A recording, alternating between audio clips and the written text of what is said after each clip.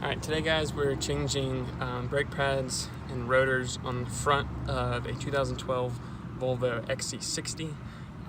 So I've already jacked up the car, take the wheel off, which is all pretty self-explanatory. So first step we're going to do is you have a bolt here and a matching one on the bottom right here. Hopefully I got that in the shot. You're going to take those off. Make sure you don't loosen the bolts here. On most of the brake jobs I've done, I found that it kind of looks like this. You got a rubber cap you pop out. All that does is disconnect part of the caliper from the other part of the caliper. So make sure you do these two bolts.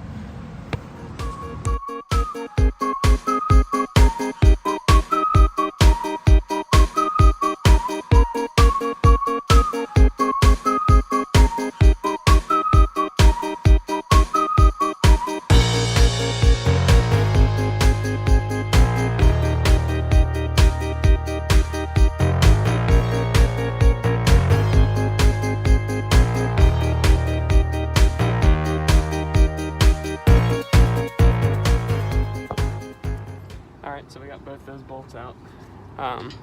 They're pretty tough to get out. Takes an 18mm ratchet. Make sure you have some sort of breaker bar, because those are on there pretty good. Looks like they even used some sort of thread locker on it. So yeah, go ahead and pull those two out. And they're both the same bolt, so don't worry about mixing them up. After that, caliper should slide right off.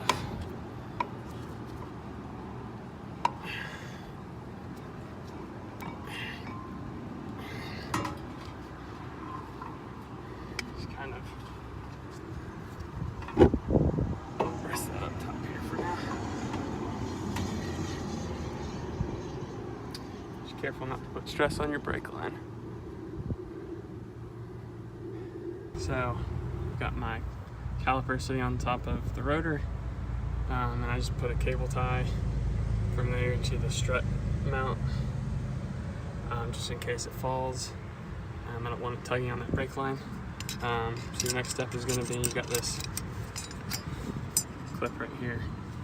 This is basically a spring, so you've got that fits in that hole right there and rests there. So you just kind of pull down on that and that pops out.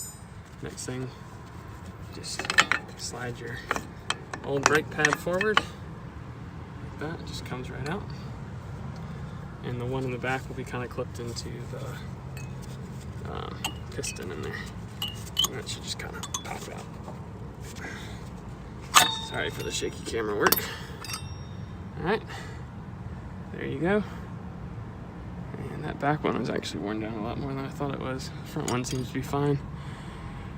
Alright, so next step you're going to have to do is press these two pistons back in as far as you can. And you can use a C-clamp for that, or you can get a special tool that's made for pushing those back. A lot of the times I just use these and they work pretty good. So I'm going to figure out exactly how I'm going to do that and get back to you. Alright, so as you can see, I took my channel locks, kind of wedged them in there like this, and just one at a time I am compressing the pistons in. So I'll do this one and I'll do the one over here next. Get back. Those are pressed all the way in. So now we're going to take our new brake pad. Make sure you get the ones with the metal clips on the back. The one kind of for the outward part is like that. So you take this,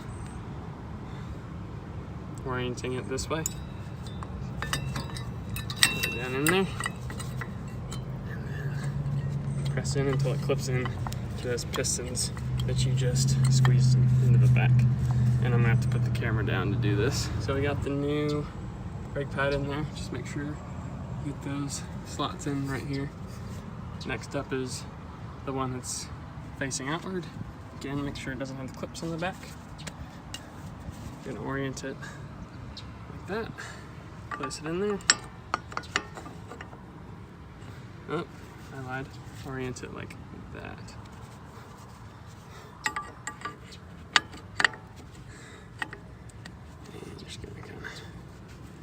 place that in there for now like that. And for now, we're just gonna leave that because we're doing the brake rotor next. We're gonna remove the brake rotor, and for that, you need a T50. Kind of looks like that, star bolt. This is pretty much the only real specialty tool you really need to do this job. So basically,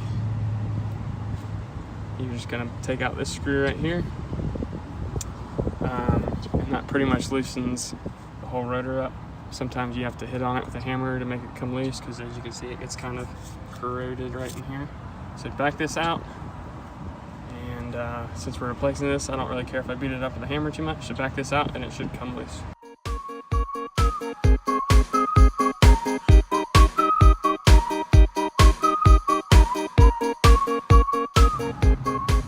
Alright, so that actually took a good bit of banging. I just screwed one of the lug nuts in just in case this thing falls. That'll actually catch it. So as you can see, that's finally loose. So you're just gonna pop that off, unscrew this, and then we'll place on the new one.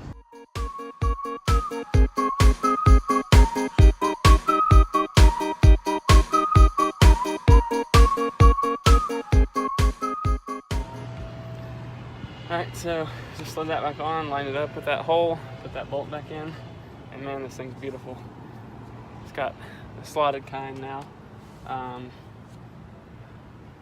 you don't really have to worry too much about lining it up. It just fits right on there perfectly, and then you put that bolt back in and you're good. So went ahead and put this spring back in here. That's pretty self-explanatory. So I'm gonna go ahead and cut my caliper down.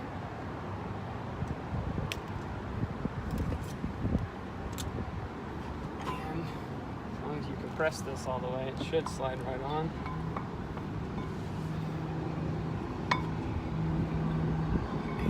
And I'm gonna have to compress mine a little more.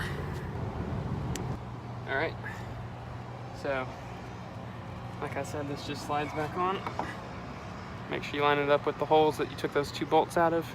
I'm gonna put those 2 bolts back in, make sure everything's good and tight. And then we're gonna do the other side, which I'm not gonna show y'all. But you do wanna make sure you do proper break-in of your new pads and rotors, and you can Google how to do that, or I might do a video of that later. But if you have any questions or need a better shot of something, let me know.